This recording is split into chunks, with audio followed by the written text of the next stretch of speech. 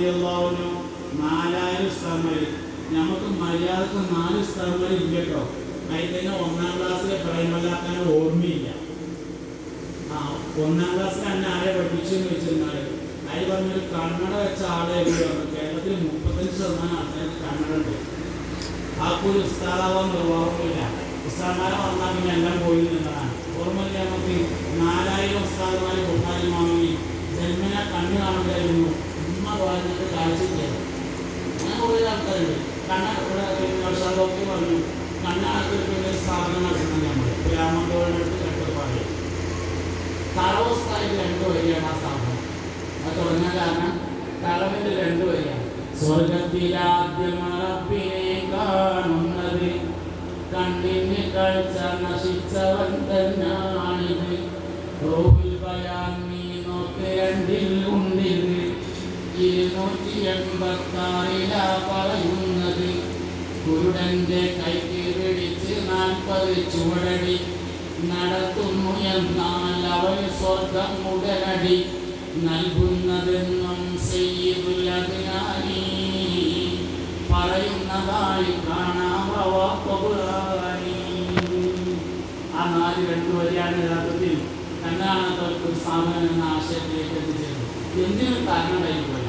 ഒരിക്കലും ഉമർക്ക് വന്ന് ഉഹുദ് സിയാറത്ത് ചെയ്യുന്ന സമയത്തുണ്ടായ ഒരാശയമാണ് മുഹമ്മദിയ ഇൻസ്റ്റിറ്റ്യൂട്ട് എന്ന് പറയുന്ന സ്ഥാപനം. എൻ്റെ നാട്ടിൽ വീടിൻ്റെ തൊട്ടടുത്ത് സ്ഥാപിക്കാൻ ഉദ്ദേശിക്കുന്ന സ്ഥലം വാങ്ങി പണി ആരംഭിച്ചിട്ടുള്ള ഒരു സ്ഥാപനമാണ് മുഹമ്മദിയ ഇൻസ്റ്റിറ്റ്യൂട്ട്. അതായത് മുഹമ്മദ് നബിയെ പരിചയപ്പെടാത്തതാണ് ഈമാൻ നഷ്ടപ്പെടുന്നതിന് കാരണം. ഞാൻ എല്ലാവരോടും പറയലുണ്ട്, നമുക്ക് ഒരിക്കലും സിറാത്ത് പാലം നമ്മുടെ സാധനം മനസ്സിലാവില്ല. സിറാത്ത് പാലം നമ്മുടെ അറിവെന്ന് വെച്ചാൽ മുടിയേക്കാൾ നേർമയായതും വാടിയേക്കാൾ കൂർച്ചയുള്ളതും നരകത്തിൻ്റെ മേൽക്കൂടെ ഇട്ടതും കോടിക്കണക്കിന് മനുഷ്യന്മാർക്ക് നടക്കാനുള്ളതുമാണ്. ഈ സാധനം കൂടി നിലക്കും മനസ്സിലാവില്ല. കാരണം മുടിയേക്കാൾ നേർമയായ സാധനത്തിന് വാളിനേക്കാൾ മൂർച്ച ഉണ്ടാവില്ല. മുടിത്തന്നെ ഉണ്ടാവില്ല, പിന്നെ അതിനേക്കാൾ നേർമയായ എങ്ങനെ ഉണ്ടാവില്ല. എന്നാൽ സിറാത്ത് പാലം ഉണ്ടെന്നും അത് മുടിയേക്കാൾ നേർമയായതാണെന്നും വാളിനേക്കാൾ മൂർച്ചയുണ്ടെന്നും നമ്മൾ വിശ്വസിക്കുന്നതിന്റെ കാരണം മുഹമ്മദ് നബി അല്ലാഹുവിന്റെ റസൂലാണെന്നുള്ള വിശ്വാസമുള്ളതുകൊണ്ട് മാത്രം. അതാണ് പോയാൽ ഇതൊക്കെ ഈമാൻ പോകും. ഈ ഉമ്മത്തിൽ ഏറ്റവും ഈമാനുള്ള മനുഷ്യൻ സയ്യിദ്ന അബൂബക്കർ സിദ്ദീഖ് റളിയല്ലാഹു അൻഹു. സിദ്ദീഖ് അക്ബറിനേക്കാൾ ഉംറ ചെയ്ത ആൾക്കാർ ഇവിടെ ഉണ്ടാവുന്നവരുണ്ട്. ഈമാൻ തൂക്കിയാലും മൂപ്പരുടെ തൂങ്ങുള്ളൂ. എന്താ കാരണം? മുഹമ്മദ് നബിയോടുള്ള താല്പര്യം വേറൊന്നുമല്ല. ഈമാന്റെ അടിസ്ഥാനം മുഹമ്മദ് നബിയോടുള്ള താല്പര്യം. സല്ലല്ലാഹു അലൈഹി വസല്ലം. ഇനി വരുന്ന കാലഘട്ടത്തിൽ ഇസ്ലാമിനെ വിമർശിക്കുന്ന മുഴുവൻ ആളുകളും മുഹമ്മദ് നബിയെ വിമർശിക്കാം. സല്ലല്ലാഹു അലൈഹി വസല്ലം. ഖുർആനിനെ വിമർശിക്കുന്നത് വരേക്കും മുഹമ്മദ് നബിയോടുള്ള ദേഷ്യം കൊണ്ട് മാത്രമാണ്. സല്ലല്ലാഹു അലൈഹി വസല്ലം. ഇസ്ലാമിനെ പഠിക്കുക എന്ന് പറഞ്ഞാൽ മുഹമ്മദ് നബിയെ പഠിക്കുകയാണ്. സല്ലല്ലാഹു അലൈഹി വസല്ലം. അതുകൊണ്ട് തന്നെ ഇസ്ലാമിനെ വിമർശിക്കുക എന്ന് പറഞ്ഞാൽ മുഹമ്മദ് നബിയെ വിമർശിക്കുകയാണ്. സല്ലല്ലാഹു അലൈഹി വസല്ലം. ഈ വിമർശനങ്ങളൊക്കെ ശ്രദ്ധിച്ചാൽ ഇപ്പോൾ ഫേസ്ബുക്കിലൊക്കെ ഒരുപാട് വിമർശനമുണ്ട്. ഞാൻ 2 ദിവസം മുമ്പ് കണ്ടൊരു വിമർശനമാണ് ഈ സുർക്കണ്ടല്ലോ, സുർക്ക വിനാഗിരി. സുർക്ക ധാരാളമായി കഴിച്ചാൽ സ്ത്രീകൾക്ക് അസ്ഥിയുരുക്കം എന്ന രോഗം ഉണ്ടാവും. പുരുഷന്മാർക്ക് മൂത്രക്കടച്ചിലുണ്ടാവും സുർക്ക ഉപയോഗിച്ചാൽ. നബിതങ്ങളാണെങ്കിൽ സുർക്ക ഉപയോഗിക്കാൻ പറയുകയും ചെയ്തിട്ടുണ്ട്. സുർക്ക നല്ല കൂട്ടാനാകുന്നു എന്ന് നബിതങ്ങൾ പറയുകയും ചെയ്തിട്ടുണ്ട്. ശരിക്കും അങ്ങനെ ആവുമ്പോൾ രാവിലെ നാസ്തക്കും അച്ചാറ്, ഉച്ചയ്ക്ക് ചോറിന് അച്ചാറ്, വൈകുന്നേരം നെയ്യപ്പം കട്ടക്കായി ഒന്നും കൂടെ അച്ചാറ്, അങ്ങനെ വളരെ ശരിക്കും. കാരണം സുർക്ക നല്ല കൂട്ടാനാണെന്നുള്ള പറഞ്ഞിട്ടില്ലേ ഇങ്ങനെ വരും. എന്നാൽ ഏറ്റവും ആധുനികമായ പഠനത്തിന് അതെതിരാണ്. കാരണം സുർക്ക ധാരാളമായി ഉപയോഗിച്ചാൽ സ്ത്രീകൾക്ക് വെള്ളമൂക്കി അസ്ഥിയുരുക്കം വളര് കാണിച്ച എന്ന അസുഖം ഉണ്ടാവും. പുരുഷന്മാർക്ക് മുദ്രക്കടച്ചിലുണ്ടാവും, മുദ്രക്കല്ലുണ്ടാവും, ഒരുപാട് പ്രശ്നങ്ങളുണ്ട്. അപ്പോൾ ഈ ഹദീസും ആധുനിക പഠനവും തമ്മിൽ എതിരായി. അതിനാൽ മുഹമ്മദ് നബി സല്ലല്ലാഹു അലൈഹി വസല്ലം പ്രവാചകനല്ല എന്നാണ് പറയുന്നത്. ഏത് ഹദീസിൽ സംശയം ഉണ്ടായാലും ആദ്യം ചെയ്യേണ്ടത് ആദ്യ ഹദീസ് പഠിക്കണം.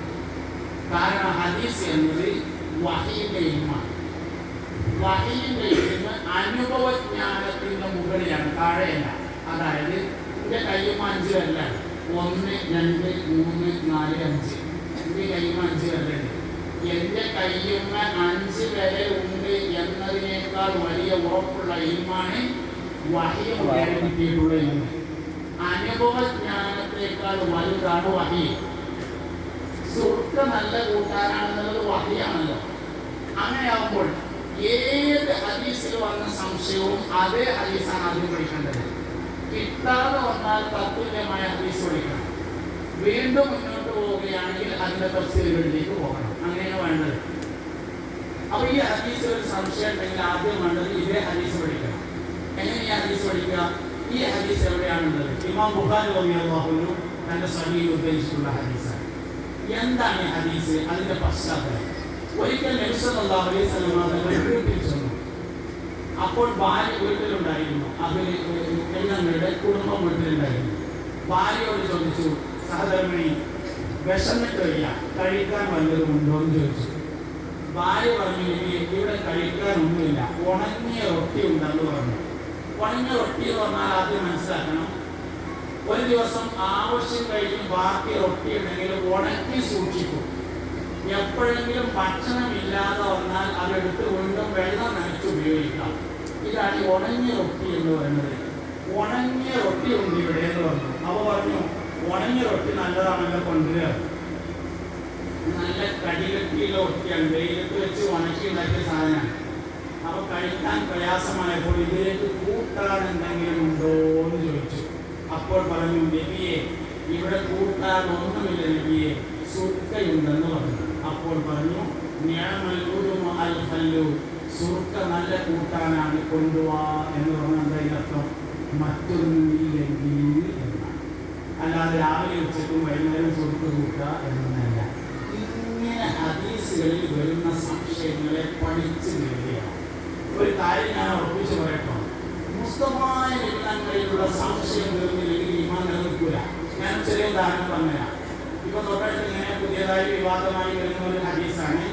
ഒരിക്കല് നബി സല്ലല്ലാഹു അലൈഹി വസല്ലം തങ്ങളുടെ അടുക്കൽ ഒരാള് കുറച്ച് കള്ള് കൊണ്ടുവന്നു കൊടുത്തു. ഒരാൾ കള്ള് കൊണ്ടുവന്നു, മക്കയിൽ വെച്ചാണ് ഒരു കള്ള് കൊണ്ടുവന്നു. അപ്പൊ നബി തങ്ങൾ അയാളോട് ചോദിച്ചു, സല്ലല്ലാഹു അലൈഹി വസല്ലം, ഇതിനെ കൊണ്ടുവരുമ്പോ ആരും കണ്ടിട്ടില്ലല്ലോ എന്ന് ചോദിച്ചു. കൊണ്ടുവന്ന ആള് പറഞ്ഞു, ഇല്ല നബിയെ, ഞാനത് ഇല കൊണ്ട് മറച്ചു പിടിച്ചാണ് കൊണ്ടുവന്നത് എന്ന് പറഞ്ഞു. ഞങ്ങളുടെ അടിക്കാരനാണ്ട് വാങ്ങിങ്ങാണ്ട് കുടിച്ചു എന്നാണ്. ഇതിനോട് കേൾക്കുമ്പോ പഠിച്ചവന് എന്തേലും ഉണ്ടായോ എന്നാവർ അദ്ദേഹം തോന്നിയാൽ ഈമാനുണ്ട്. നബി തങ്ങളിൽ ലെവലേശം സംശയമായ ഈമാൻ പോയി കഴിഞ്ഞു. മറുപടി അടുത്ത വസ്തുവിനെ വരുള്ളൂ, 10 നമ്പറിലെ വരിക. അപ്പോഴേക്ക് ഈമാൻ പോയിട്ടുണ്ട്. മുഹമ്മദ് നബിക്ക് സംശയമുണ്ടായി, ഈമാൻ പോയി കഴിഞ്ഞു. മറുപടി ഇന്നല്ലേ? ഒരു മറുപടിയും കിട്ടിയില്ലെങ്കിലും ഈമാൻ പോകാതിരിക്കണമെങ്കിൽ മുഹമ്മദ് നബിയെ നേരത്തെ പഠിച്ചു വെച്ചിട്ടുണ്ടായിരിക്കണം. അതാണ് സിദ്ദീഖുൽ അക്ബറിനോട് ഇന്നലെ രാത്രി ഞാൻ ബൈത്തുൽ മുഖദ്ദസ് പോയി, അവിടെ 7 ആകാശം പോയി അള്ളാഹിനെ കണ്ട് നേരെ തിരിച്ചയക്കൂടുന്ന വന്നിട്ട് നേരം വെളുത്തപ്പോൾ മസ്ജിദുൽ ഹറാമിൽ എത്തി എന്ന് പറയുമ്പോൾ ആകെ നിബിധങ്ങളെ കാണാതിരുന്ന സമയം 3 മണിക്കൂറാണ്. അതായത് എല്ലാവരും ഉറങ്ങി, പിന്നെ ഉണരുന്നതിൻ്റെ ഇടയിലുള്ള സമയമല്ല പോയി വന്നത്. ആ സമയം നമ്മൾ ആകെ 3 സായത്താണ്, 3 മണിക്കൂറാണ്. സിദ്ദീഖ് റളിയല്ലാഹു അൻഹു സദസ്സിലില്ല. സിദ്ദീഖ് റളിയല്ലാഹു അൻഹുവിനോട് കപട വിശ്വാസികൾ ചെന്നിട്ട് പറഞ്ഞു, ഇന്ന് രാവിലെ മുഹമ്മദ് വാഗ്ദാനം പറഞ്ഞിട്ടുണ്ട് സല്ലല്ലാഹു അലൈഹി വസല്ലം. എന്തേ പറഞ്ഞു എന്ന് ചോദിച്ചു. ഇന്നലെ രാത്രി ഉറങ്ങുന്നോടത്തുനിന്ന് നീച്ചിട്ട് ബൈത്തുൽ മുഖദ്ദസിലേക്ക് ഉമർ റളിയല്ലാഹു അൻഹുവിന്റെ കാലത്ത് കരാറപ്പെടാൻ വേണ്ടി പോയപ്പോൾ 40 ദിവസം കൊണ്ട് എത്തിയിട്ടുണ്ട്. അവിടേക്ക് പോയി, എന്നിട്ട് അവിടെ 7 ആകാശങ്ങൾ കടന്നു, ബൈത്തുൽ മാമൂർ, ബദറുന്നൂറൊക്കെ കടന്ന് അള്ളാഹുവിന്റെ അർശിന്റെ താഴ്ഭാഗത്ത് നിന്ന് സംഭാഷണം നടത്തി വഴിയിൽ വെച്ച് മടങ്ങി വരുമ്പോൾ വഴിയിൽ മൂസാ നബിയെ കണ്ടു. 9 തൊട്ട് അങ്ങോട്ടും പോയി ബൈത്തുൽ മുഖദ്ദസിൽ മടങ്ങിയെത്തി. അവിടുന്ന് മസ്ജിദുൽ ഹറാമിൽ വന്ന് നേരം വെട്ടുമ്പോൾ കിടന്നിന്ന് അതേ പായയിൽ വന്ന് കിടന്നു എന്ന് പറഞ്ഞപ്പോൾ സിദ്ദീഖ് റളിയല്ലാഹു അൻഹു ഒറ്റ ചോദ്യം ചോദിക്കാതെ, ഇതിന്റെ നബി പറഞ്ഞാണോ ചോദിച്ചു. ആ പറഞ്ഞതാണ് പറഞ്ഞു. അബൂബക്കർ വിശ്വസിച്ചിരിക്കുന്നു എന്ന് പറഞ്ഞതിന്റെ പേരാണ്. അതിന് മുഹമ്മദ് നബി സല്ലല്ലാഹു അലൈഹി വസല്ലം ലെവലേശം സംശയമില്ലാതെ പഠിച്ചിരിക്കും. മറുപടി ഉണ്ടാവട്ടെ ഇല്ലാതിരിക്കട്ടെ, മുഹമ്മദ് നബി സല്ലല്ലാഹു അലൈഹി വസല്ലം നേരിയൊരു സംശയം പോലും വരാൻ പാടില്ല. ഇത് ശത്രുക്കൾക്കറിയാം, അതുകൊണ്ട് അവർ നബിയിൽ സംശയം ഉണ്ടാക്കിക്കൊണ്ടിരിക്കും. അതാണ് സംഗതി. അപ്പോൾ ഒരു ഹദീസ് ഇങ്ങനെ പറഞ്ഞു കള്ളുടനെ നമ്മൾ ആദ്യം എന്ത് ചെയ്യണം? ഏതാണ് ഈ ഹദീസ് എന്ന് നോക്കണം. സഹീഹ് മുസ്ലിം റിപ്പോർട്ട് ചെയ്ത ഹദീസാണ്. എന്താണ് ആ ഹദീസ് എന്ന് പരിശോധിക്കണം. എന്താ സംഭവം എന്ന് പറയുന്നത്? അത് കാര്യമായിട്ടൊന്നുമില്ല. ഈത്തപ്പഴം അട്ടിയിട്ട് വെച്ചിട്ട് അതിൻ്റെ അടിയിലൂടെ ഊറി വരുന്ന ഒരു സാധനം, ഒരു പാനീയം ആളുകൾ കുടിക്കൽ പതിവുണ്ട്. ഇന്നത്തെ ഭാഷയിൽ അതിന് ജ്യൂസ് എന്ന് പറയാൻ പറ്റും. അന്ന് ജ്യൂസ് എന്ന സിസ്റ്റം ഇല്ലാത്തതുകൊണ്ട് അത് പറയാൻ പറ്റില്ല. അസീർ എന്ന് ഇന്ന് നമുക്ക് പറയാം, അന്നത് പറയാൻ പറ്റില്ല.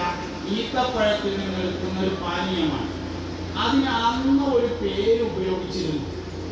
ആ പേര്, അതേ പേരിൽ യൂറോപ്പിലെ വലിയൊരു മദ്യ ഫാക്ടറി ഒരു കള്ള് പ്രൊഡ്യൂസ് ചെയ്യുന്നുണ്ട്. അതുകൊണ്ട് നെറ്റിൽ ഇന്ന് ആ പേരടിച്ചാൽ ആ കള്ളിൻ്റെ പരസ്യം വരിക. ഞാൻ മനഃപൂർവ്വമാണ് ആ പേര് പറയാതിരിക്കുന്നത്, നിങ്ങൾ മനസ്സിലായിട്ടുണ്ടെന്നറിയാം. അതായത് അറബിയിൽ അതിൻ്റെ ഒരു പേരുണ്ട്. ആ പേര് അന്ന് ഉപയോഗിച്ചിരുന്നു. ആ പേരിൽ യൂറോപ്പിലെ വലിയൊരു മദ്യ ഫാക്ടറി വില കൂടിയ ഒരു മദ്യം ഉൽപ്പാദിപ്പിക്കുന്നുണ്ട്.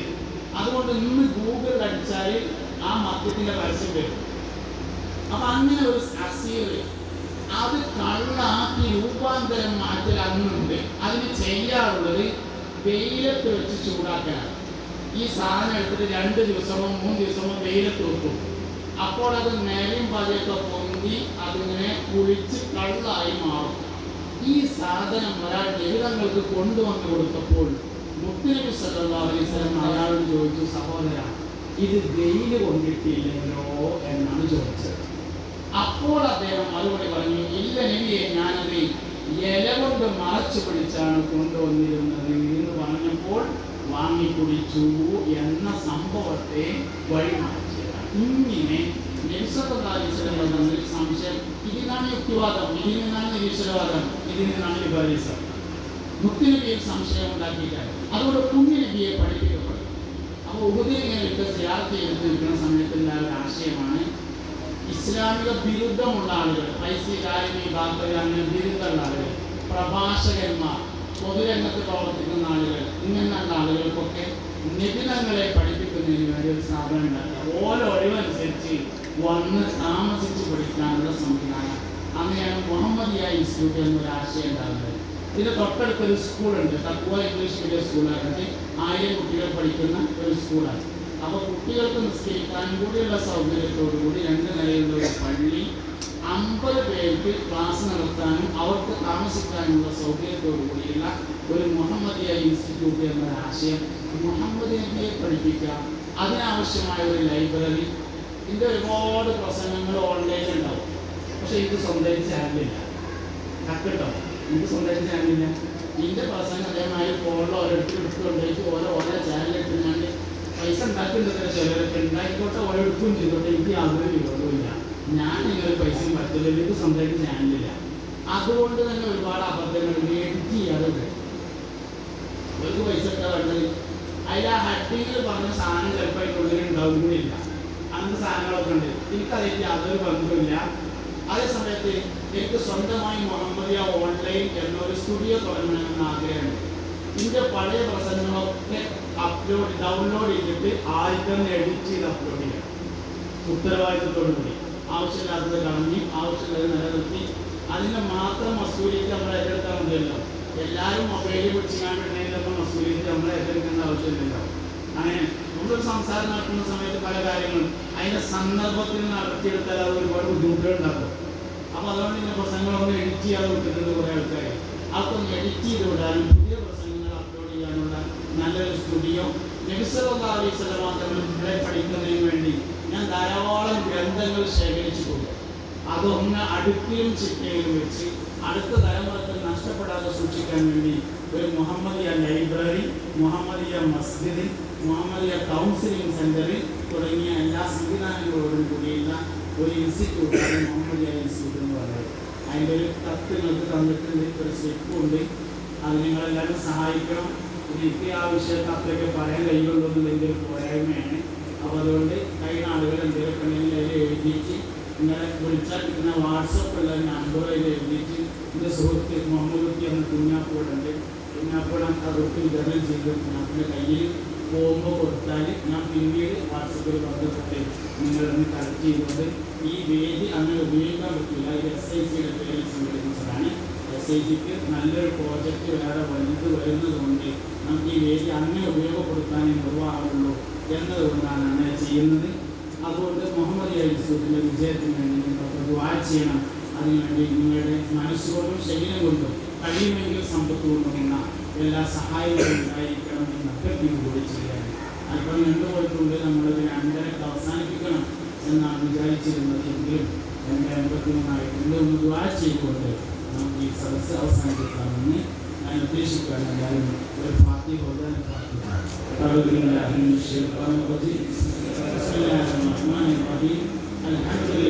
رب العالمين الرحمن الرحيم مالك يوم الدين إياك نعبد وإياك نستعين اهدنا الصراط المستقيم صراط الذين أنعمت عليهم غير المغضوب عليهم ولا الضالين آمين. الحمد لله رب العالمين. اللهم صل على سيدنا محمد وعلى آل سيدنا محمد. അല്ലാഹുവേ, ഞങ്ങൾ പറഞ്ഞത് കേട്ടത് ഒരുമിച്ച് കൂടിയതെല്ലാം സാധിക്കാനുള്ള അറിഞ്ഞറിയാതെ ഞങ്ങൾ വന്നുപോയ എല്ലാ ചെറുതും വലുതുമായ തെറ്റുകുറ്റങ്ങൾ വിട്ടുവർത്തും മാറ്റാക്കണം. എല്ലാവരെയും പടച്ചവനെയും സ്വർഗത്തിൻ്റെ അധികാരിയിൽ ചേർക്കണമല്ല. പരിശുദ്ധമായ വെള്ളിയാഴ്ച രാവിലെ പാതിരാ സമയം കഴിഞ്ഞതിന് ശേഷമാണ് ഞാൻ ദുആ ചെയ്യുന്നത്. നമ്മൾ ദുആ ചെയ്യുന്നത് 5 ദിവസത്തെ ദുആ പ്രത്യേക വിജാപത്തുണ്ടെന്നാണ്. 1 വെള്ളിയാഴ്ച രാവിലെ, 2 റജബ് 1 രാത്രി, 3 ശഅബാൻ 15 രാത്രി, 4 ചെറിയ പെരുന്നാളിൻ്റെ രാത്രി, 5 വലിയ പെരുന്നാളിൻ്റെ രാത്രി. റജബ് 1 രാത്രിയും വെള്ളിയാഴ്ച രാവും ഒരുമിച്ച് കൂടിയ ദിവസത്തിൽ മഹാനായ സയ്യിദ് ഉമർ അലി ശിഹാബ് തങ്ങൾ വഫാത്തായി. അല്ലാഹുവയുടെ അറിവ് കൈകാലിനെ നമ്മളേക്ക് നൽകട്ടെ. ഞാൻ ഈ അടുത്ത് കഴിഞ്ഞ ദുൽഹിജ്ജ 25-നായിരുന്നു പാങ്ങിൽ അഹമ്മദ് ഉദ്ദൂസിയാരുടെ ആണ്ട്. ഇമാം ഷാഫി റളിയല്ലാഹുവിനെ കുറിച്ച് പറയുമ്പോൾ പറയുന്നുണ്ട്, 7-ാം വയസ്സിൽ ഖുർആൻ മുഴുവൻ ഹിഫ്ളാക്കി. 9-ാമത്തെ വയസ്സിൽ ഇമാം മാലിക് റളിയല്ലാഹുവിനെ മുവത്ത കാണാതെ പഠിച്ചു. 11-ാമത്തെ വയസ്സിൽ ദർസ് നടത്താനും പട്ടുകൊടുക്കാനും തുടങ്ങി എന്ന് പറയുന്നത്. 7-ാം വയസ്സിൽ ഖുർആൻ കാണാതെ പഠിച്ചു ഇമാം ഷാഫി റളിയല്ലാഹു അൻഹു. 7-ാം വയസ്സിൽ ഖുർആൻ കാണാതെ പഠിച്ച ഒരാൾ നമ്മളെ തൊട്ടടുത്ത് കഴിഞ്ഞു പോയിട്ടുണ്ട്. അതാണ് പാങ്ങിൽ അഹമ്മദ് ഉദ്ദൂസിയാർ. സമസ്തയുടെ സ്ഥാപകനാണ് പാങ്ങിൽ അഹമ്മദ് ഉദ്ദൂസിയാർ. ഇംഗ്ലീഷ്, മലയാളം, തമിഴ്, ഫാരിസി, ഉറുദു, മലയാളം 6 ഭാഷകൾ എഴുതാനും വായിക്കാനും സംസാരിക്കാനും കഴിഞ്ഞിരുന്ന ഒരാൾ. ഇന്ന് വിദ്യാഭ്യാസം ഒരുപാട് പുരോഗമിച്ചിട്ടുണ്ട്. സമന്വയ വിദ്യാഭ്യാസ സ്ഥാപനങ്ങൾ നമുക്ക് വന്നിട്ടുണ്ട്. 6 ഭാഷ എഴുതാനും സംസാരിക്കാനും വായിക്കാനും കഴിയുന്ന ഏത് കുറേശ്ശി നമുക്കുണ്ട്? അതാണ് പാങ്ങിൽ അഹമ്മദ് ഉദ്ദൂസിയാർ. കൂടുതൽ ഓർമ്മ വന്നാൽ പറഞ്ഞതാണ് കഴിഞ്ഞ ദുൽഹിജ്ജ 25-നായിരുന്നു മഹാനവറുകളുടെ ആണ്ട്. അല്ലാഹു റബ്ബുൽ ഇസ്സത്ത് അവരുടെ ഖബർ സ്വർഗ്ഗമാക്കി കൊടുക്കട്ടെ. എൻ്റെ ഒരു സുഹൃത്തുണ്ടായിരുന്നു, KTK മുഹമ്മദ് ഇഖ്ബാൽ എന്ന് പറയുന്ന നല്ലൊരു കൗൺസിലറായിരുന്നു. അദ്ദേഹം വഫാത്തായ ദിവസമാണ് ഇന്ന്. അല്ലാഹു റബ്ബുൽ ഇസ്സത്ത് അവരുടെ ഖബർ സ്വർഗ്ഗമാക്കി കൊടുക്കട്ടെ. അടുത്ത വ്യാഴാഴ്ച എൻ്റെ ഉപ്പാൻ്റെ ആണ്ട് ദിവസമാണ്. വ്യാഴാഴ്ച ഞാൻ തഫ്സീമിലെ പ്രോഗ്രാമിലാണ് ഉണ്ടാകുക. അല്ലാഹു റബ്ബുൽ ഇസ്സത്ത് അവരുടെ ഖബർ സ്വർഗ്ഗമാക്കി കൊടുക്കട്ടെ. ഇതുപോലെ ഒരുപാട് ആളുകൾ നമ്മളിൽ നിന്ന് മരണപ്പെട്ടു പോയിട്ടുണ്ട്. അല്ലാഹു അവരുടെ ഖബറിനെ സ്വർഗ്ഗമാക്കട്ടെ. നാളെ ജന്നാത്തുൽ ഫിർദൗസിൽ വെച്ച് കണ്ടുമുട്ടാൻ അല്ലാഹു ഭാഗ്യം നൽകി അനുഗ്രഹിക്കട്ടെ. നമ്മുടെ ഈ പരിപാടിയുടെ ഓഡിറ്റോറിയത്തിൽ ചില ഒരു സഹോദരനാണ് വഹിച്ചിട്ടുള്ളത്. അല്ലാഹു അദ്ദേഹത്തിന് ബറക്കത്ത് നൽകി അനുഗ്രഹിക്കട്ടെ. നമ്മുടെ ഭക്ഷണത്തിൻ്റെ ചിലവ് 2 സഹോദരന്മാർ, അവർ പേര് പറയാൻ തീരെ ആഗ്രഹിക്കാതെയാണ് നൽകിയിട്ടുള്ളത്.